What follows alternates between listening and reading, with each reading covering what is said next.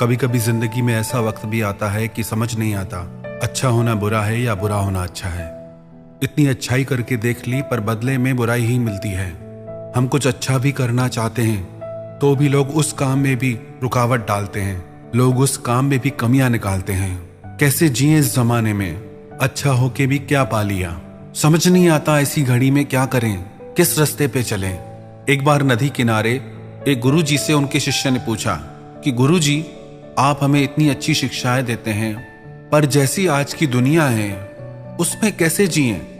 अगर हम ज्यादा अच्छे बन के भी जीते हैं तो लोग हमारा फायदा उठाते हैं। आजकल अच्छे काम करने वालों की भी निंदा होती है। कैसे जिया जाए आज के समाज में? तो गुरुजी ने कहा कि तुम्हें बोल के बताऊं या करके दिखाऊं? शिष्य ने कहा गुरुजी, बोल के तो आप हमेशा बताते हैं, पर अगर आप कुछ प्रैक्टिकल करके दिखाएंगे तो उससे हमें ज्यादा समझ आएगा। गुरुजी के पास एक ही समान दिखने वाली 3 लकड़ियां थीं। तो गुरुजी ने शिष्य को एक लकड़ी देते हुए कहा, तो इस लकड़ी में कांटा फंसा के उसमें आटा लगा के तो मुझसे मछली को पकड़ के लाओ। शिष्य ने कहा ठीक है। जैसे ही उसने नदी में वो लकड़ी डाली तो झट से उसमें आके एक मछली अटक गई। तो गुरुजी ने कहा कि उसे जोर लगा के बाहर निकालो। शिष्य ने अपनी पूरी ताकत लगा दी। उसकी ज्यादा ताकत लगाने से वो लकड़ी ही टूट गई।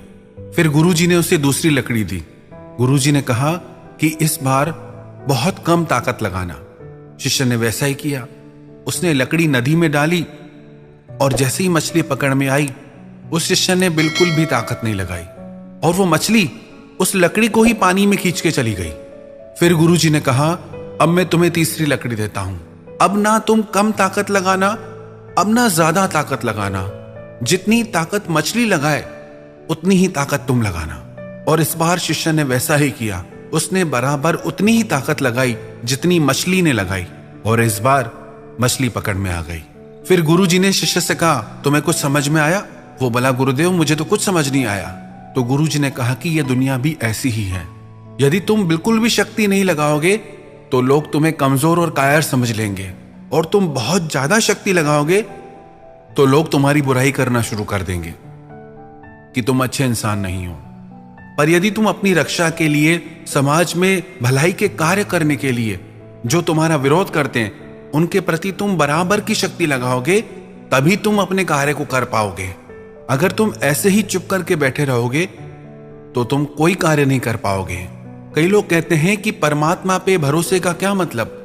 हमारी यही कमी है कि हम किसी भी बात को ठीक से समझ नहीं पाते, इसलिए हमें उसका रिजल्ट नहीं मिलता। परमात्मा पे भरोसे का मतलब यह है कि हम जो भी कार्य करें उसमें विश्वास रखें कि हम इसमें सफल होंगे। परमात्मा की कृपा हमें जरूर प्राप्त होगी, क्योंकि हम भलाई का कार्य कर रहे हैं। भलाई का कार्य, अच्छाई का कार्य भगवदीय कार्य है, दैवीय कार्य है, और ऐसे कार्यों में दैवीय सहायता प्राप्त होती है। इसलिए अच्छा कार्य करते समय मन में ये विश्वास रखें कि भले बीच में रुकावटें आए पर इस कार्य को परमात्मा जरूर सफल करेंगे।